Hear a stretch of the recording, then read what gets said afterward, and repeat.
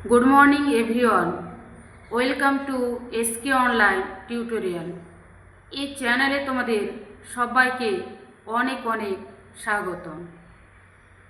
আজকে আমি আলোচনা করব নবম শ্রেণীর ভাঙার গান কবিতাটি। কবি কাজী নজরুল ইসলাম।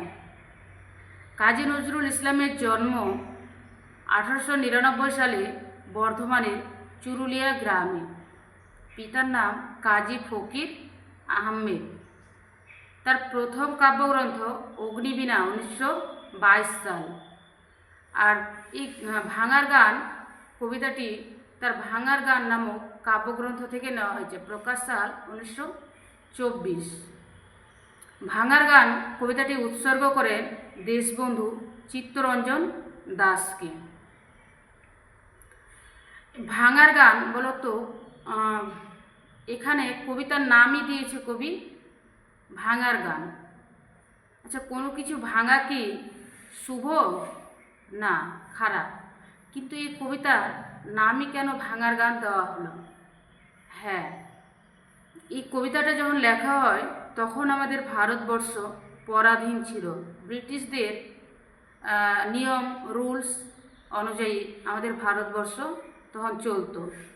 যে ব্রিটিশদের নিয়ম রুলসকে ভাঙার কথাই বলা হয়েছে।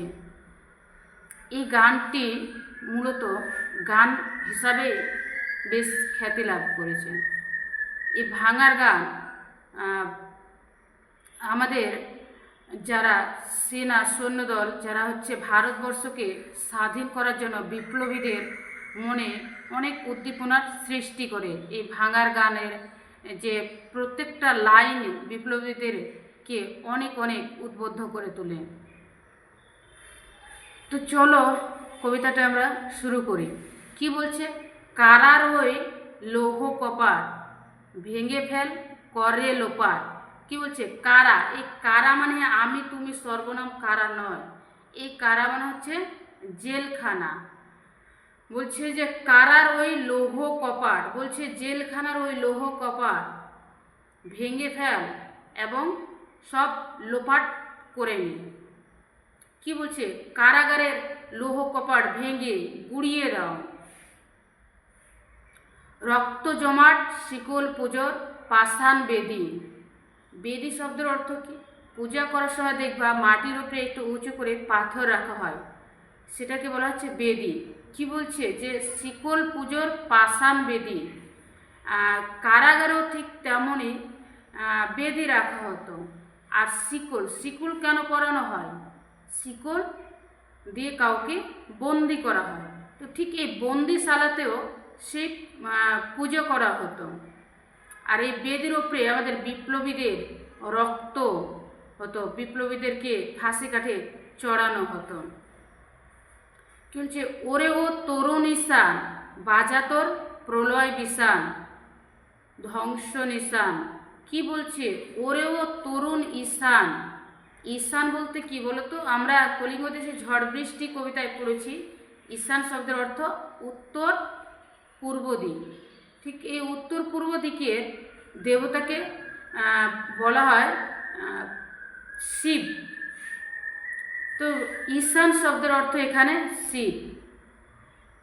তো কবি বিপ্লবীদের, তরুণ বিপ্লবীদেরকে শিবের সাথে তুলনা করেছে। কেন শিবের সাথে তুলনা করল?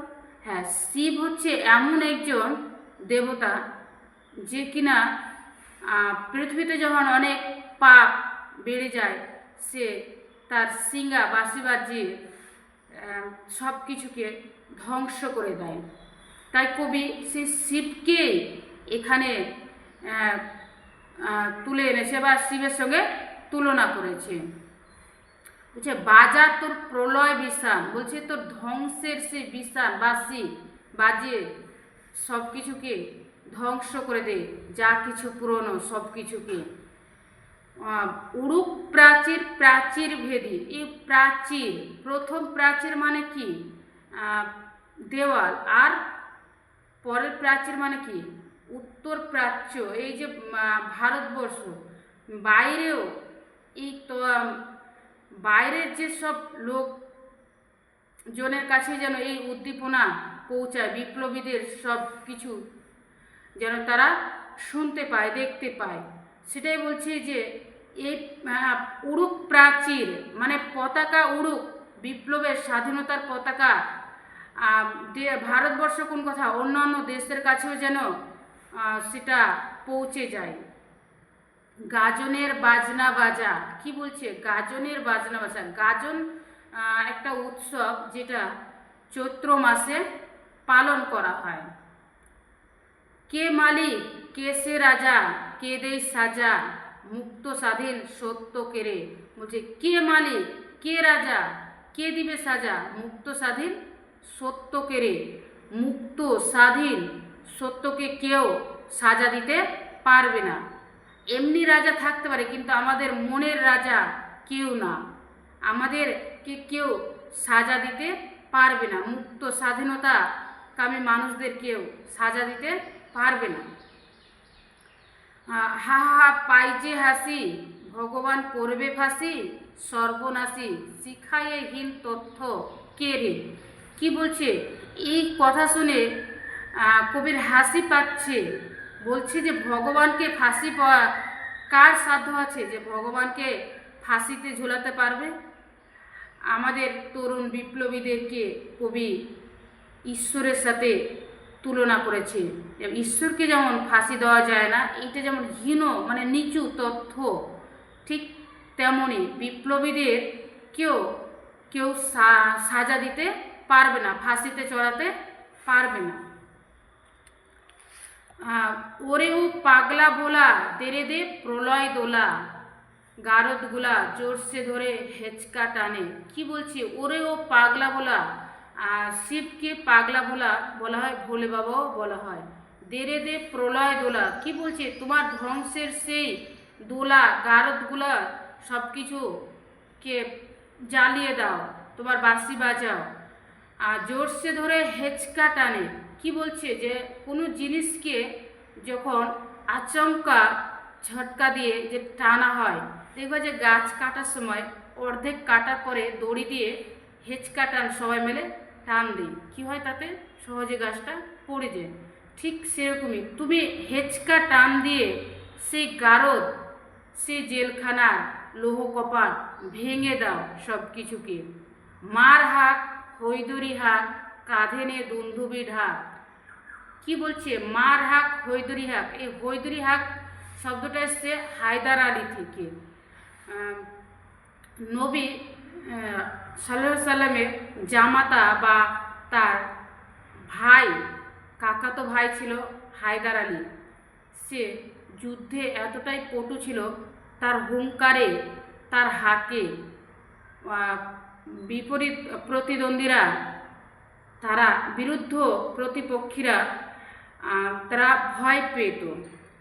সেই জন্য বলছে যে হৈদরি হাক, সে হায়দার আলীর হাকের মতো হাক দে। কাঁধে নে দুন্ধুবি ঢাক। এই দুন্ধুবি ঢাক হচ্ছে যুদ্ধের সময় এক ধরনের দামামা। ডাক ওরে ডাক, মৃত্যুকে ডাক, জীবন পানে। কি বলছে? যে ভয় না পেয়ে ডাক ওরে ডাক, মৃত্যুকে ডাক, জীবন পানে। মৃত্যুর সঙ্গে তুলনা হচ্ছে যে লড়তে গেলে মরতেও হতে পারে। তা আমরা তো জানি যে একদিন না একদিন মরব, তবে দেশকে স্বাধীন করব। ডাক ব্রিটিশদের সাথে লড়, ভয় না পেয়ে, সেটাকেই বোঝানো হয়েছে।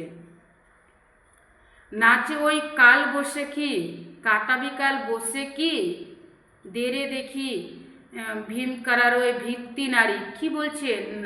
নাচে ওই কাল বৈশাখী। কাল বৈশাখী মানে বৈশাখ মাসে যে বিকেলবেলায় ঝড় আসে, অন্ধকার হয়ে সেই ঝড়ে এলোমেলো সব কিছু করে দেয়, ঠিক ওরকমই বলছে যে কাটাবি কাল বসে কি, দেরে দেখি ভীম কারার ওই ভিত্তি নারী। ভীম কারাগারের সে ভিতকে নড়িয়ে দাও।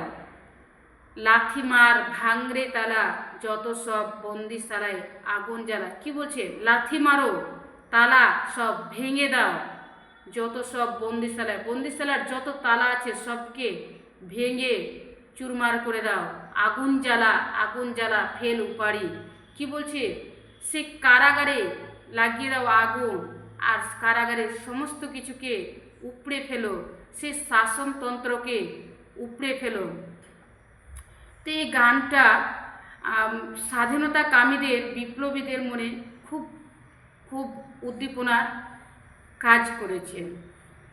গান জিনিসটা এমন একটা শিল্প মাধ্যম যেটা সহজেই মানুষের মনে জায়গা করে নেয়। ঠিক আছে, আজকে এ পর্যন্ত।